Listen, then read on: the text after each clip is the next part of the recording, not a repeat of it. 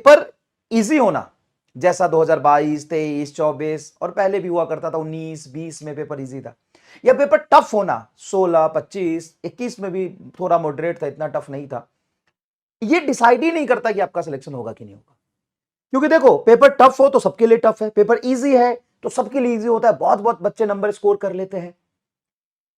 आपको यहां पे 20, 21, 22 लाख बच्चे को पीछे छोड़ के आगे निकलना है। तो जब आप इतने बच्चों को पीछे छोड़ के आगे निकलना चाहते हो तो आपका रीजन बहुत स्ट्रांग होना चाहिए, आपको इंटरेस्ट होना चाहिए उसमें करने का। जब तक रीजन स्ट्रांग नहीं होगा, जब तक आपका इंटरेस्ट नहीं होगा, आप उसको नहीं कर सकते हैं। आप बोर हो जाएंगे। ये पेन पकड़ना है, अगर मुझे पेन पकड़ने में मजा आ रहा है तो मैं पकड़ के रखूंगा, जबरदस्ती मैं पेन को जितना जोर से पकड़ूंगा उतना ज्यादा जल्दी थक जाऊंगा। तो ये ईयर लॉन्ग एक बहुत बड़ा त्याग और तपस्या, सेक्रीफाइस होता है, और इसका कीमत, डॉक्टर बन जाएंगे किसी भी चीज, जैसे आपको बिस्किट चाहिए, चॉकलेट चाहिए, आइसक्रीम चाहिए, तो आपको पैसा देना होता है। आप डॉक्टर बन जाएंगे, इसीलिए इसके लिए भी आपको एक पे करना पड़ेगा, और वो पे होता है इन टर्म्स ऑफ सेक्रीफाइसेस।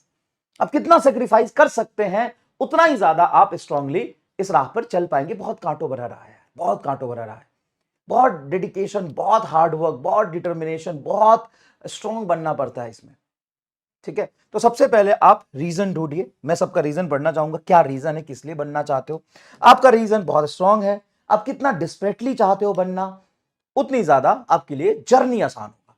बनोगे नहीं बनोगे ये बात जर्नी पे डिपेंड करता है। जर्नी टफ है तो ऑब्वियस सी बात है मुश्किल होगा। जर्नी बहुत स्मूथ चल रहा है आपका, मतलब ये है कि जर्नी में आप मेहनत कर पा रहे हो, जर्नी में डिस्ट्रैक्शन से बचे हो, डीमोटिवेट नहीं हो रहा, आप टीचर के साथ लगातार मेहनत कर रहे हो, ये होता है। चलिए आगे चलते हैं और समझते हैं कि 3 चीजें बहुत इंपॉर्टेंट होती है, 4 चीजें बहुत इंपॉर्टेंट होती है। सबसे पहले डॉक्टर बन जाना, ये 4 प्रोसेस से गुजर के आपको डॉक्टर तक पहुंचता है।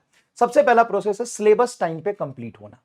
जहां भी आप पढ़ते हैं, सबसे पहले देखिए सिलेबस हमारा टाइम पे कंप्लीट हो रहा है कि नहीं। दूसरा, रिलेवेंट स्टडी मटेरियल है कि नहीं। तीसरा, टेस्ट कितना अच्छा और कितना आप दे पाते हैं, उसका एनालिसिस कितने अच्छे तरीके करते हैं। और चौथा, रिवीजन कितना अच्छे से आप कर पाते हैं। ये चारों चीजें जब तक आप नहीं करेंगे, question practice, of course revision में क्वेश्चन प्रैक्टिस है, स्टडी मटेरियल से क्वेश्चन प्रैक्टिस करेंगे, ये चारों पिलर आपका स्ट्रांग नहीं है तो सिर्फ सिलेबस कंप्लीट करने से डॉक्टर नहीं बन सकते।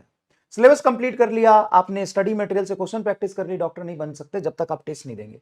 टेस्ट देने के बाद आप टेस्ट की एनालिसिस नहीं करते हैं, रिवीजन नहीं करते हैं, तो भी आप डॉक्टर नहीं बन पाएंगे। ये 4 प्रोसेस से आपको गुजरना पड़ता है। अभी चारों प्रोसेस ज्यादा अच्छे तरीके से आप कब कर पाते हैं, कैसे कर पाते हैं, ये सबसे बड़ा इंपॉर्टेंट रोल प्ले कर